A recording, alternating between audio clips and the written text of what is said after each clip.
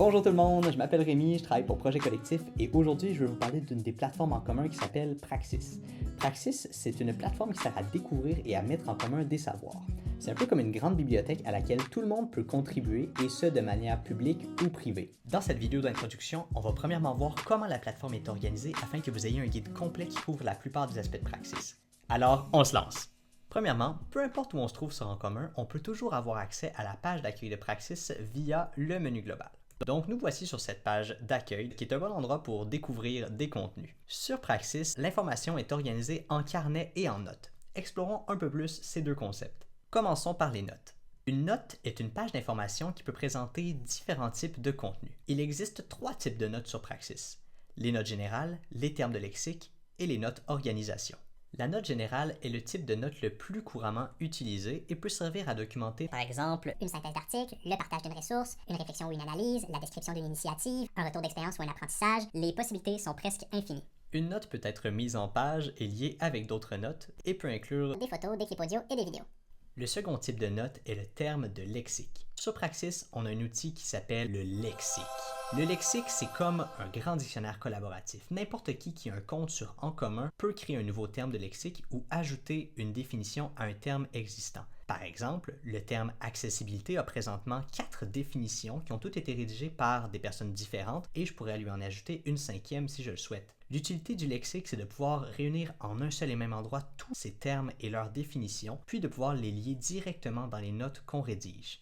Le troisième type de note est la note organisation. Un peu à l'instar du lexique, sur Praxis, on a le répertoire des organisations, qui nous permet de lister toutes les organisations, qu'elles soient publiques, privées, citoyennes ou à but non lucratif. À quoi sert ce type de note? Bien, si par exemple je suis en train de lire une note générale à propos d'un événement, que je vois que ce dernier a été organisé par Dynamo, je me demande c'est quoi Dynamo, je peux cliquer et je vais être redirigé vers la note organisation à propos de Dynamo. Et si je vais au bas de la note Dynamo, je vois toutes les autres notes dans lesquelles l'organisation a été citée. N'importe qui avec un compte en commun peut créer une nouvelle organisation, mais pour éviter la confusion, il ne doit y avoir qu'une note organisation par organisation. Donc, un conseil, jetez un coup d'œil au répertoire des organisations. Il se peut que la note que vous souhaitiez créer s'y trouve déjà. Si vous souhaitez apporter une modification à une note qui a été écrite par une autre personne, vous pouvez faire une demande de droit d'édition. La demande va être envoyée aux auteurs et autrices actuels et si elle est validée, vous obtiendrez les droits d'édition sur la note en question. Maintenant qu'on a vu les 3 types de notes sur Praxis, une question demeure.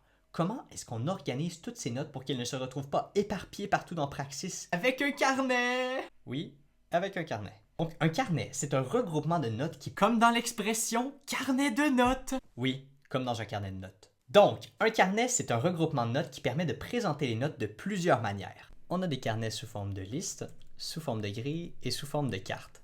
On peut faire une recherche dans les notes d'un carnet, les trier selon un certain ordre ou utiliser les filtres pour afficher seulement les notes correspondant à certains critères. Un carnet peut aussi comporter des catégories. Si par exemple je suis dans le carnet numérique et données, que je m'intéresse aux GAFAM, à la résistance numérique et que je cherche des solutions pour s'entraider et se mobiliser, je clique sur Appliquer et ça va m'afficher seulement les notes qui correspondent à ces catégories. Un carnet peut être privé ou public et être collaboratif. Si on clique sur plus d'informations, on peut voir qui sont les gestionnaires du carnet, donc qui peut modifier le carnet, et qui sont les contributeurs et contributrices, donc qui peut ajouter des notes au carnet. Ici, toutes les personnes connectées peuvent contribuer au carnet, tandis qu'ici, seuls les gestionnaires peuvent y ajouter des notes. Dans les deux cas, il s'agit de carnets publics, donc accessibles à tout le monde sur En commun. Mais les gestionnaires pourraient aussi décider de le rendre restreint à un groupe de personnes en particulier. Il n'y a pas de limite quant au nombre de notes que peut contenir un carnet, et une note peut se retrouver dans plusieurs carnets à la fois. Par exemple, cette note se situe dans le carnet « Et si vieillir rimait avec agir », mais se retrouve aussi dans le carnet « Aîné ».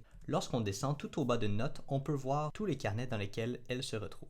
C'est pour ça qu'on n'a pas besoin de créer une note organisation en double ou n'importe quelle note. Dès qu'une note est publique, on peut l'ajouter à autant de carnets qu'on le souhaite. Par exemple, si vous aimez cette note sur la série Décoloniser l'histoire et que vous souhaitez l'ajouter au carnet Antiracisme et Anti-oppression, il suffit de cliquer sur la liste d'actions puis sur Intégrer dans des carnets. On sélectionne le nom du carnet et s'il y a des catégories dans le carnet, on va pouvoir assigner des catégories à la note. On clique ensuite sur Ajouter et on pourra constater que la note a bel et bien été ajoutée au carnet en question.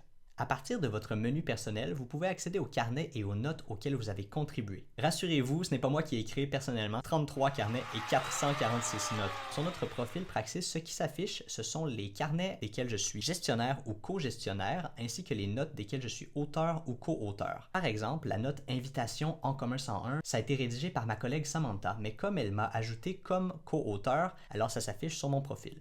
Finalement, si une de vos notes est privée, elle ne sera visible que par vous-même ainsi que les co-auteurs et autrices. Tout comme sur les grandes plateformes de médias sociaux, on peut aimer des contenus sur Praxis en cliquant sur le bouton j'aime au bas d'une note ou, dans le cas d'un carnet, dans l'entête. Contrairement à Facebook, les likes sur Praxis ne servent pas à montrer à toute la famille que vous avez vu le nouveau patio du beau-frère. En effet, seules les personnes qui ont écrit la note ou qui gèrent le carnet vont recevoir une notification leur indiquant que vous avez aimé leur contenu. L'utilité pour vous, c'est que vous allez pouvoir accéder au contenu que vous avez aimé via votre menu personnel en cliquant sur Carnet que j'aime et sur Notes que j'aime.